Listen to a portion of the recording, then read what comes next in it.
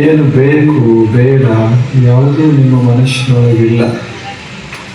ಹಾಗ ಸಹಜ ಸ್ವಚ್ಛ ಮನಸ್ಸಿನಿಂದ ತಾವೇನು ಬಂದು ಇಲ್ಲಿ ಕೂತಿರಲ್ಲ, ಈಗ ಕೂತ್ರ ಇದಕ್ಕೆ ಏನಂತೇಳಿ ಸತ್ಸಂಗ. ಇದು ಪವಿತ್ರ ಈ ಸ್ಥಳ.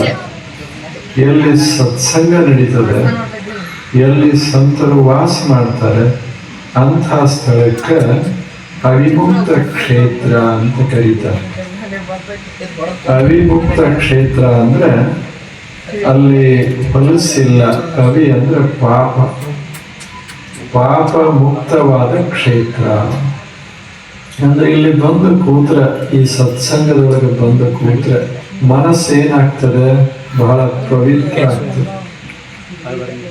ಅಲ್ಲಿ ಪಾಪದ ಭಾವನೆಗಳೇ ಬರೋದು. ಎಲ್ಲಿ ಹೋಗಿ ಕೂತ್ರ ಮನಸ್ಸು ಪವಿತ್ರ ಆಗ್ತದೆ, ಪಾಪದ ಭಾವ ಬರೋದಿಲ್ಲ, ಆ ಕ್ಷೇತ್ರಕ್ಕೆ ಅವಿಮುಕ್ತ ಕ್ಷೇತ್ರ.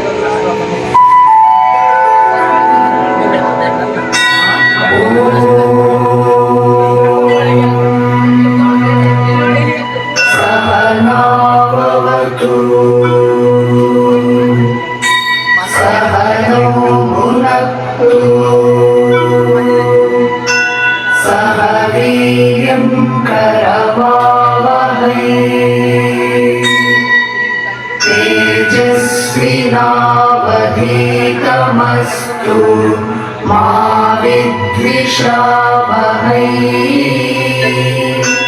ॐ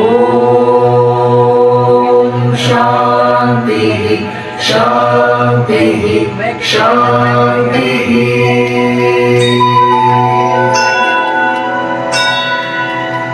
अन्तिमसत्य नमः शिवाय।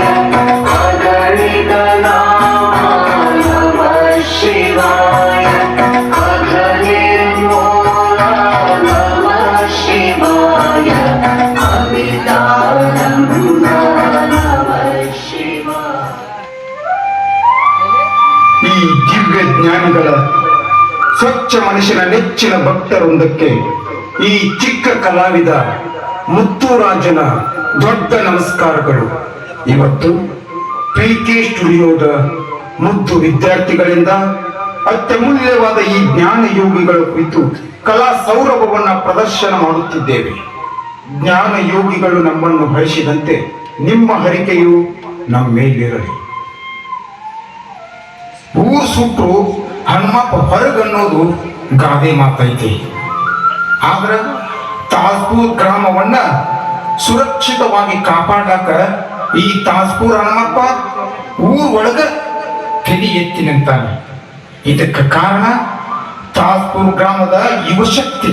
ಅದಕ್ಕಾಗಿ ಆ ಯುವಕರಿಗೆಲ್ಲ ನಮ್ಮಿಂದ ಹೃದಯ ಪೂರ್ವಕ ನಮನಗಳು. 1990ಕ್ಕಿಂತ ಮುಂಚೆ ಗ್ರಾಮದಲ್ಲಿ ಹನುಮಪ್ಪನ ಮೂರ್ತಿ ಹಾಳು ದೇಗುಲದಲ್ಲಿ ಪೂಜಿಸಲ್ಪಡುತ್ತಿತ್ತು. ನಂತರ 1993ರಲ್ಲಿ ಹನುಮಾನ್ ದೇವಸ್ಥಾನದ ಗುಡಿ ಕಟ್ಟಡಕ್ಕಾಗಿ ಪಟ್ಟಿ ಮಾಡಲಾಯಿತು. ಆದರೆ ಅದು ವಿಫಲವಾಯಿತು. ನಂತರ ಕಾಲಿ ಕುಂಬ್ಳಕ ಟೊಂಗಿ ಮುರುದಕ್ಕ ಅನ್ನುವಂಗ ಈ ಗ್ರಾಮದ ಯುವಕರೆಲ್ಲ ಕ್ರಿಕೆಟ್ ಆಟದ ಟೂರ್ನಮೆಂಟ್ ಏರ್ಪಡಿಸಿರ್ತಾರೆ. ಇವರ ಸಂಘಟನೆ, ಇವರ ಉತ್ಸಾಹ ನೋಡಿ ಗ್ರಾಮದವರಿಗೆ ಆಶ್ಚರ್ಯ ಆಗ್ತೈತಿ. ನಂತರ ಕ್ರಿಕೆಟ್ ಆಟದ ಆಸಕ್ತರಾದ ಈ ಎಲ್ಲ ಯುವಕರು ಅಂದ್ರ ಸುಮಾರು 60 ಜನ ಯುವಕರು 1960ರಲ್ಲಿ ಎಲ್ಲರೂ ಒಂದು ಕಡೆ ಸೇರ್ತಾರೆ. ಸೇರಿ ಎಲ್ಲರೂ ಗುಡಿ ಕಟ್ಟಡಕ್ಕಾಗಿ ಪಟ್ಟಿ ಹಾಕ್ತಾರೆ.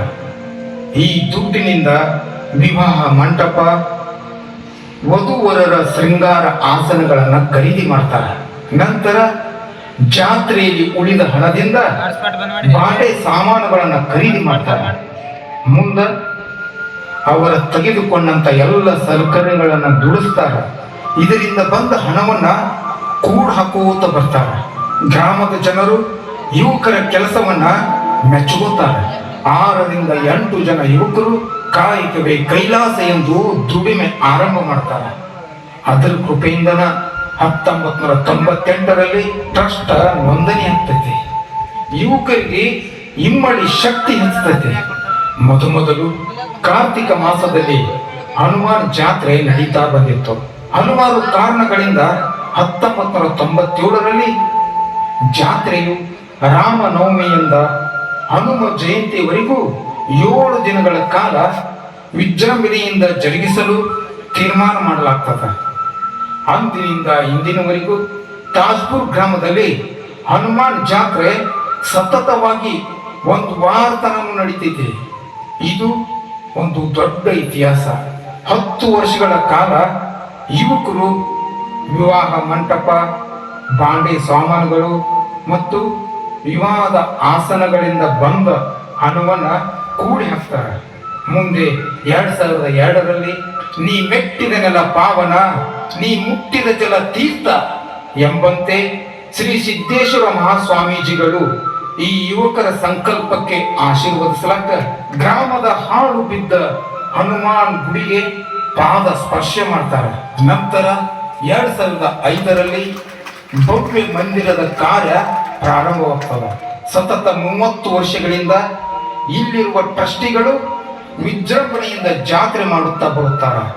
ಇಲ್ಲಿರುವ ಯುವಕರ ಶಕ್ತಿ ಆಕಾಶವನ್ನೇ ಮುಟ್ಟುವಂಥದ್ದು. ಅದಕ್ಕಾಗಿ 2016ರಲ್ಲಿ ಗಗನ ಚುಂಬಿತ 50 ಅಡಿ ಎತ್ತರದ ಕಳಸವನ್ನು ಕೂಡಿಸ್ಬೇಕಂತನೂ ತೀರ್ಮಾನ ಮಾಡ್ತಾರೆ. ಈ ದೇವಸ್ಥಾನದ ಮೇಲೆ ಸುಂದರವಾದ ಮೂರ್ತಿಗಳನ್ನ ನಿರ್ಮಾಣ ಮಾಡ್ತಾರೆ. ದೇವಸ್ಥಾನದ ಮುಂದೆ ಗ್ರಾನೈಟ್ ಕಲ್ಲಿನಿಂದ ಮಾಲಗಂಬವನ್ನು ಕೂಡ ನಿರ್ಮಾಣ ಮಾಡ್ತಾರೆ.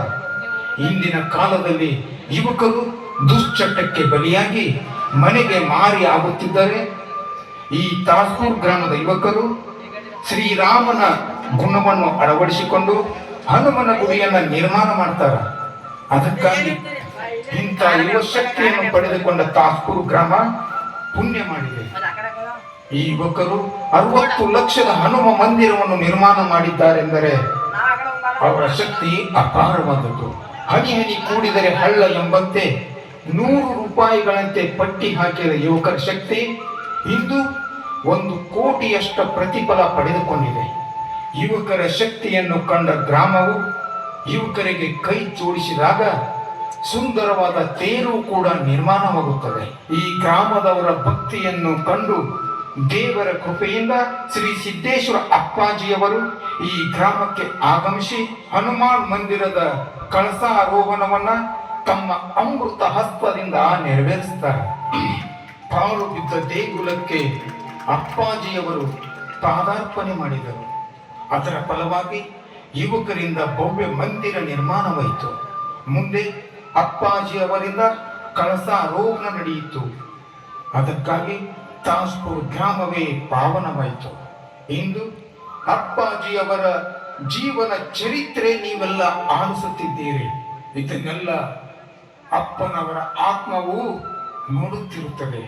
ಅದರಿಂದಾಗಿ ಇಂತಹ ಭವ್ಯವಾದ ಕಾರ್ಯಕ್ರಮವನ್ನು ನಿರ್ಮಾಣ ಮಾಡಿದ ನೀವು ಮತ್ತು ಈ ಕಾರ್ಯಕ್ರಮದಲ್ಲಿ ಅಪ್ಪನವರ ಜೀವನ ಚರಿತ್ರೆಯನ್ನು ಮಾಡುತ್ತಿರುವ ನಾವು ಎಲ್ಲರೂ ಪಾವನವಾದೆವು. ಮತ್ತೊಮ್ಮೆ ತಾಜ್ಪುರ್ ಗ್ರಾಮದ ಯುವ ಶಕ್ತಿಗೆ ನಮೋ ನಮಃ. ಈಗ ನಮ್ಮ ನಿಮ್ಮ ಮೈಮನವನ್ನ ರೋಮಾಂಚನಗೊಳಿಸುವಂತ ನಡೆದಾಡು ದೇವರಾದ ಶ್ರೀ ಸಿದ್ದೇಶ್ವರ ಅಪ್ಪನವರ ಜೀವನ ಅಮೃತವನ್ನ ಸವಿದು ನಮಗೆಲ್ಲ ಆಶೀರ್ವದಿಸಿ.